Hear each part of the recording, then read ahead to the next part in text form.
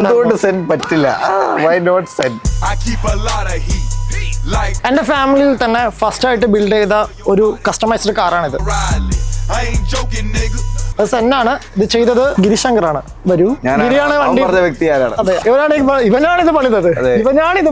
ഇതിന്റെ ആൾ. അപ്പം എന്തുകൊണ്ട് സെൻ? വൈ സെൻ? എന്തുകൊണ്ട് സെൻ പറ്റില്ല? വൈ നോട്ട് സെൻ? പിന്നെ ഇത് നമ്മള് ഫുള്ളി ബാഗ്ഡ് ചെയ്തിട്ടുണ്ട്. ബാഗില് സ്ലാംഡ് കിറ്റും ചെയ്തിട്ടുണ്ട്.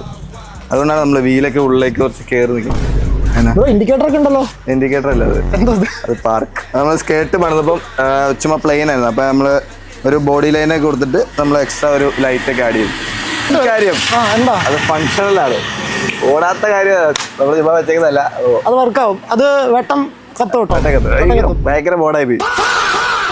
ഇതിൽ എന്തൊക്കെ ചെയ്യാൻ പറ്റുമോ അതൊക്കെ ചെയ്യാം. എഞ്ചിൻ പെനലൈസ് ഒരു എടുത്തായിരിക്കുമല്ലോ. എന്തുകൊണ്ട് സെൻ പറ്റില്ല? വൈ നോട്ട് സെൻ? ഇത് റോഡിൽ കാണുമ്പോൾ ഒരു നോർമൽ സെന്നാണെന്ന് കരുതിയിട്ട് ദയവ് ചെയ്താരും മുട്ടാൻ വരണ്ട. ഇതിലിരിക്കുന്നത് ഒരു 1.6 ലിറ്റർ ബലേനോന്റെ എഞ്ചിനാണ്.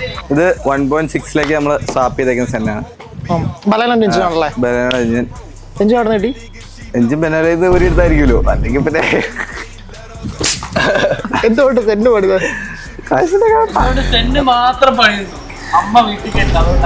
ആ സമയത്ത് എന്റെ ഈ വണ്ടി മാത്രമുണ്ടായിരുന്നു. അപ്പൊ അവന്റെ ഫസ്റ്റത്തെ വണ്ടിയാണ്. 5 വർഷം മുന്നേ ഞാൻ മേടിച്ച എന്റെ വണ്ടി. അപ്പൊ അതുകൊണ്ടാണ് ഇത് പണിതത്.